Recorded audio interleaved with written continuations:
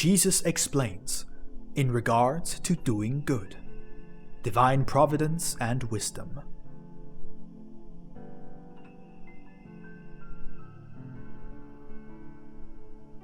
As we are now making ourselves quite comfortable in our beautiful olive grove, one of the 70 or so, among whom was the certain adulteress, said, "Oh, how well we are faring here! The highest spiritual nourishment for our souls and the best food for our bodies. How happy we are! Oh, if only all those who, like us, are now in great misery through no fault of their own, could attain such a blissful state. I wish that all the people suffering hardship could be helped, both spiritually and physically, if it were possible." Said I, "My friend, everything would be possible, but for many wise reasons it is neither feasible nor permissible. There are many people who are very destitute and afflicted with all manner of evils, whom you, in accordance with your heart, which is very pleasing to me, would surely like to help. And behold, if you had helped them to the best of your knowledge and conscience, it would truly not have helped them at all, but would have had precisely the opposite effect on them.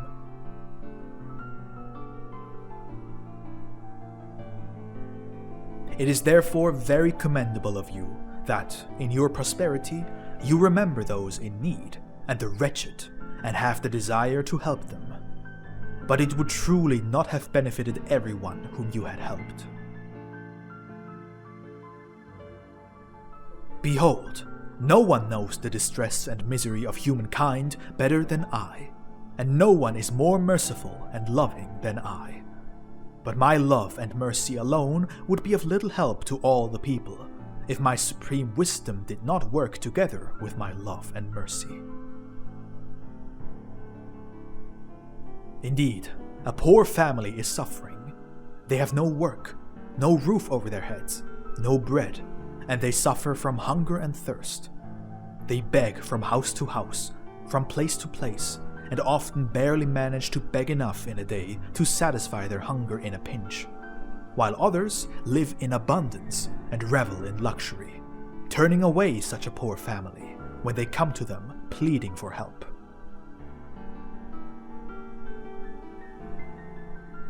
It is certainly evil of the rich to treat such a poor family with hard hearts, and at the sight of such harsh treatment, you would surely say, "But, O great, all good, and almighty God, can you really let such a flagrant lack of mercy go unpunished? Destroy such people with lightning and fire from your heavens." And behold, God would nevertheless not grant your plea. Yes, but why not? Is the lack of love among the people to continue to spread unimpeded on this earth? No, I tell you, far be it from that. But behold, according to God's wise counsel, everything must have its time on this earth, where the people are to mature into true children of God. Thus, the rich have their time to be rich, and to show mercy to the poor with their abundance, and the poor have their time to practice patience and self-denial, and to offer up their need and misery to God. And God will soon help the poor in the way that is best for the salvation of their souls, and likewise chastise the hard-hearted rich at the right time. For both the rich and the poor are called to the childship of God. But our poor family was once prosperous as well, and was harsh towards other poor people, and the tide of their earthly fortune had to turn at some point for the salvation of their souls. If you were to help them now suddenly, they would soon become quite arrogant and take revenge on those who treated them harshly.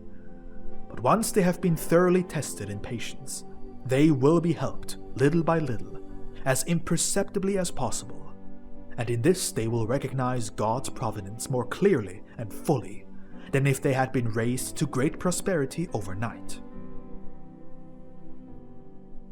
The hard-hearted rich man, however, will also be gradually, and step by step, driven into an increasingly dire situation. He will make a misstep here and there in his speculations, suffer a poor harvest, incur losses among his flocks, He will either fall ill himself, or his wife, or one of his beloved children. In short, misfortune will come upon him one after another.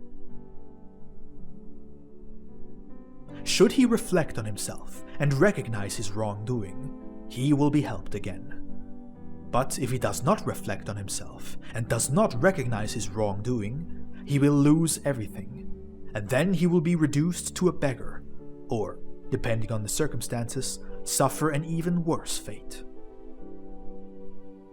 Whoever then comforts him in his poverty and lends him a helping hand shall likewise be comforted and rewarded by God. Yet no one will be able to help him fully until God's will permits it. Therefore, my friend, be now entirely calm and cheerful, for I already know who has become ready to offer help.